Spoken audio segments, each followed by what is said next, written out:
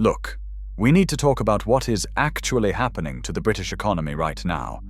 Not the doom and gloom predictions you see in your feed, not the everything is fine message from politicians, just the real data.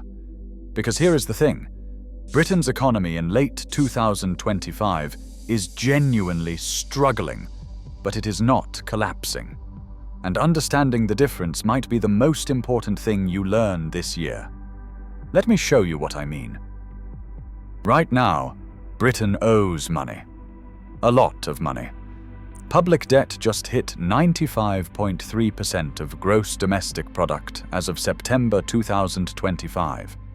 That means for every pound the entire country produces in a year, the government owes 95 pence. We have not seen levels like this since the early 1960s, when we were still paying off World War II. But here is what the panic merchants will not tell you. In the late 1940s, the United Kingdom's debt was over 250% of gross domestic product, 2.5 times everything the country produced. And we paid it down, not through some apocalyptic crash, but through decades of economic growth and smart policy.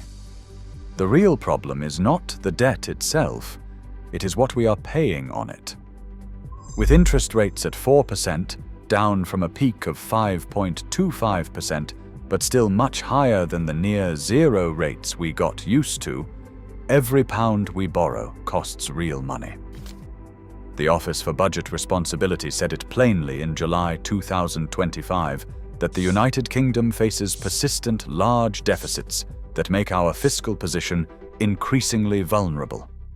Translation: we are not broke, but we are definitely feeling the squeeze. Let us compare Britain to other major economies for a second. Japan's debt is 230% of gross domestic product. America is sitting at 125%.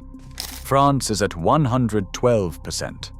Germany, always the responsible one, is at 62%.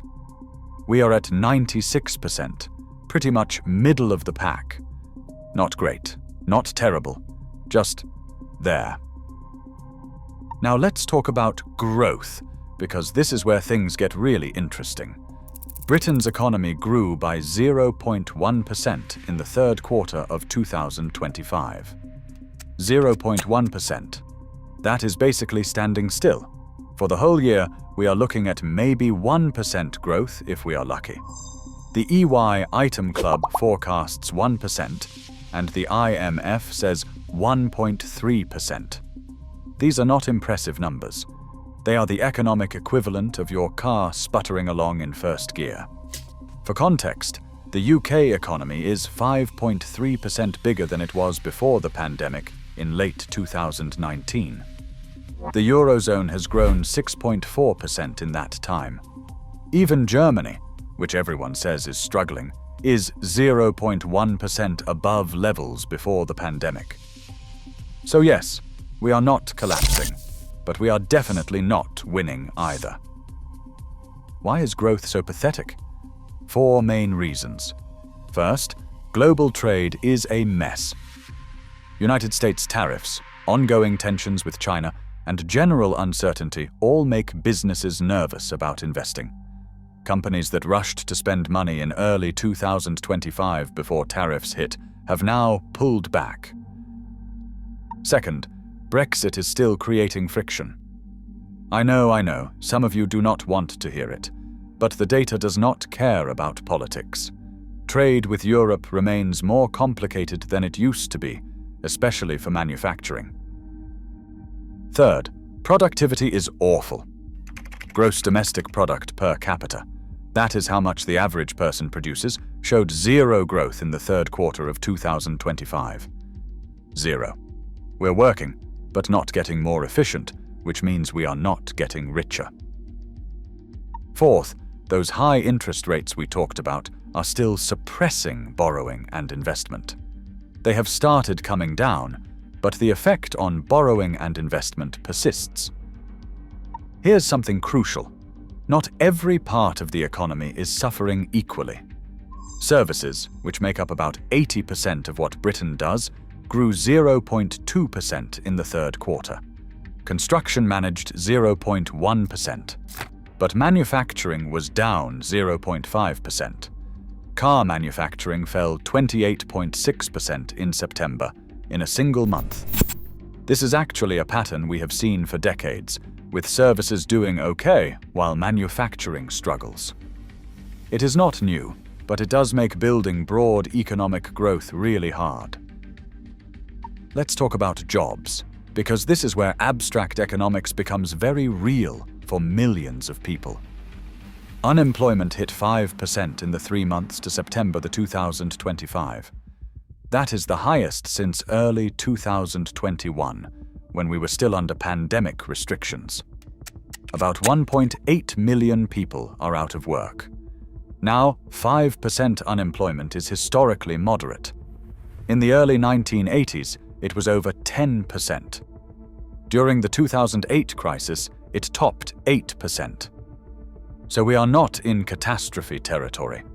But the direction matters more than the number, and it is moving the wrong way. Even more concerning, payrolled employment fell by 117,000 people between September 2024 and September 2025. An estimated 180,000 in the year to October 2025. Companies are cutting staff. They are responding to economic uncertainty and increased costs, including higher national insurance contributions. Wages are growing at 4.6% annually, down from 4.7%. That sounds okay until you remember inflation is at 3.6%. That means real wage growth, what you can actually buy with your paycheck, is about 0.8%. You are getting ahead, but barely.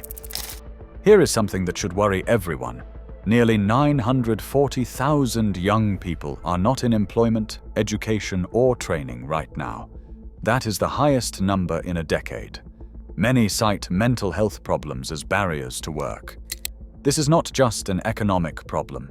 It is a social crisis with long-term implications we have not fully grasped yet. Speaking of inflation, let's get into that. The good news: inflation has fallen dramatically from its peak of 11.1% in October 2022. As of October 2025, we are at 3.6%, down from 3.8% in September. The Bank of England predicted inflation would not hit 4%, and they were right. The bad news: 3.6% is still nearly double the 2% target. Prices are still rising, just not as fast. And here is what really matters. Several years of high inflation means your cost of living is massively higher than in 2021. Your wage might have gone up a bit, but it has not caught up to what you are actually paying for food, energy, housing, and everything else. The Bank of England thinks inflation will remain persistent at around 3.6 to 3.75% through late 2025, before gradually coming down toward the 2% target in 2026. That assumes nothing goes wrong. No energy shocks, no supply chain disasters, nothing unexpected. Let's talk about housing, because this affects almost everyone. The average UK house price is £272,000 as of September 2025, growing at 2.6% annually. In England, it is £293,000, growing at 2%. In London, it is £556,000, declining by 1.8%. The North East saw 6.6% growth. This pattern tells a story. London buyers cannot afford current prices, so they are dropping.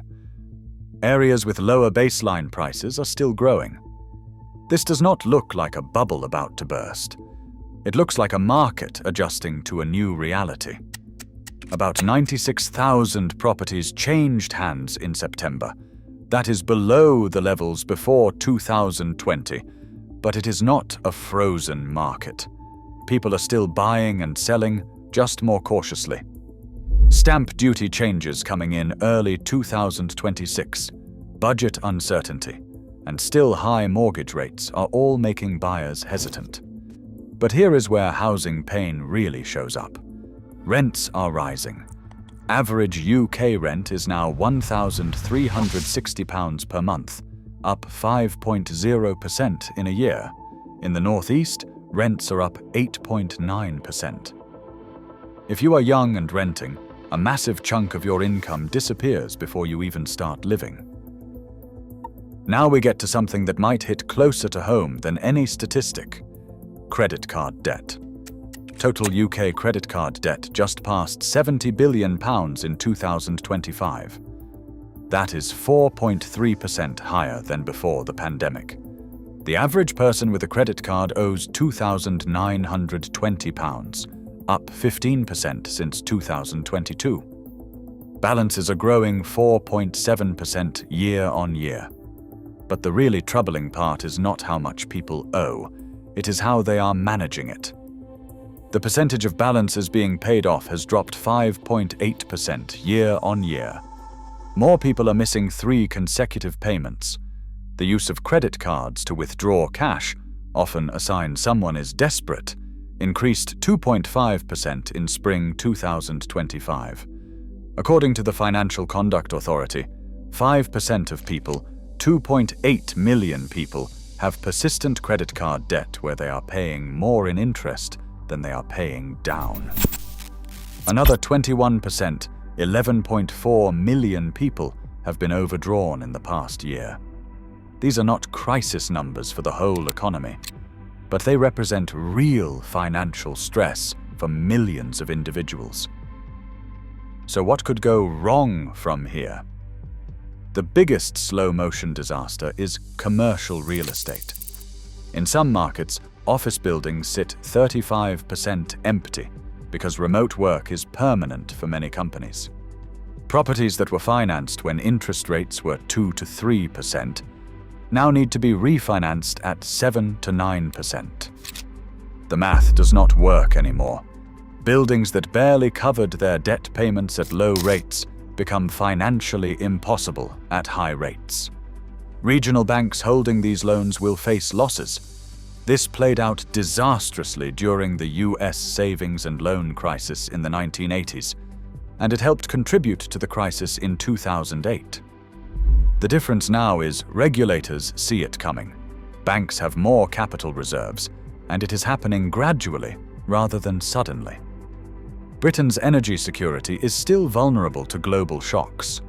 The crisis from 2022 to 2023 after Russia invaded Ukraine has eased, but we are still dependent on imported energy. One major supply disruption, and prices would spike again. And we do not exist in isolation. China's property sector is in trouble. Trade tensions between the US and China could explode. Germany's economy is stagnating. Geopolitical instability in the Middle East threatens oil supplies. Any of these could make Britain's problems worse. But here's what could go right. The Bank of England held rates at 4% in November, but the vote was close, 5 to 4. Governor Andrew Bailey said that policy is still restrictive, but it is past peak restriction. Most economists expect at least one rate cut by December 2025, with more coming in 2026. Lower interest rates mean cheaper mortgages, easier business loans, and more consumer spending. That helps. If inflation keeps falling toward 2%, real wage growth accelerates. Workers finally get ahead. Consumer spending, which is 2/3 of the economy, picks up. Britain's productivity has been awful for years, but that means there is massive room for improvement. Better technology, better infrastructure, better skills. All of it could unlock higher growth. The government says planning reform and infrastructure investment are priorities. Services, which are 80% of our economy, have shown resilience. Finance, professional services, creative industries, and tourism are all still functioning despite headwinds. Now let's kill some myths about past crises. This is not 1929.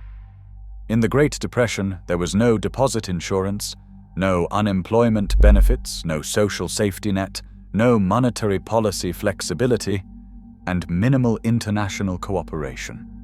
Today we have institutions, imperfect ones, that provide shock absorbers that did not exist then. This is not 2008 either. That crisis came from banks holding trillions in worthless mortgage-backed securities, leveraged to insane levels. When Lehman Brothers collapsed, the entire system froze. Today, banks have much higher capital buffers, mortgage lending standards are tighter, and regulatory oversight is more intense. We face risks, but not that risk. The better comparison is probably the 1970s. Britain experienced persistent inflation above 10%, sluggish growth, industrial unrest, high debt, and energy crises. We emerged through painful adjustments, structural reforms, and eventually sustained growth in the 1980s and the 1990s. The lesson is not that crisis is inevitable, it is that difficult periods can last years before things improve. So what does this mean for you? If you are a household, expect continued pressure on your budget through 2025 to 2026. Expect modest improvement as interest rates fall, but housing affordability will stay tough, and unemployment will keep rising. If you can, build 3 to 6 months of emergency savings. Review mortgage options if you are refinancing. Avoid new consumer debt. Update your skills to protect your job. If you are a business, weak consumer demand will limit growth. Borrowing costs are still high, labor costs are rising despite the weak economy, and global trade is uncertain. But productivity improvements offer a competitive advantage. Export markets beyond Europe might grow, technology can reduce costs, and government infrastructure plans might create opportunities. If you are young, you face high housing costs, student debt, a weak labor market, and climate change impacts ahead. But you also have higher education than previous generations, digital skills in a tech economy you will eventually inherit from the baby boomers, and you can shape policy responses to these challenges. Here is the bottom line. Britain's economy faces real challenges right now. Government debt is near 100% of GDP. Growth is stuck around 1% annually. Unemployment is rising to 5%. Inflation is 3.6%, eating away at purchasing power. Consumer debt is showing stress.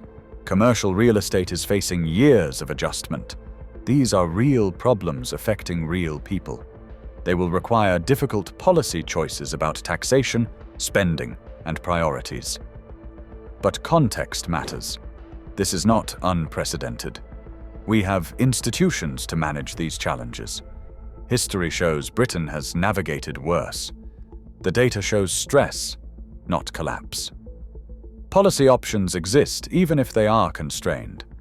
The most likely scenario is not catastrophic collapse. It is muddle through stagnation, continued low growth, gradual improvement in inflation, slowly rising unemployment, and persistent pressure on living standards. This creates cumulative hardship without dramatic headlines. For some people, this will be genuinely difficult. For others, it will mean frustratingly slow improvement rather than crisis. The distribution of pain matters as much as the averages. The key question is not whether Britain faces challenges. We clearly do. The question is whether leadership, business adaptation, and household resilience can navigate these challenges without triggering the self-fulfilling crises that panic can create. The evidence suggests Britain's economy, while weak, has more resilience than apocalyptic narratives claim. But that resilience is not infinite. Complacency is as dangerous as panic. So stay informed, stay prepared, but do not let fear drive your decisions. Britain's economy is struggling, not collapsing. Know the difference and act accordingly.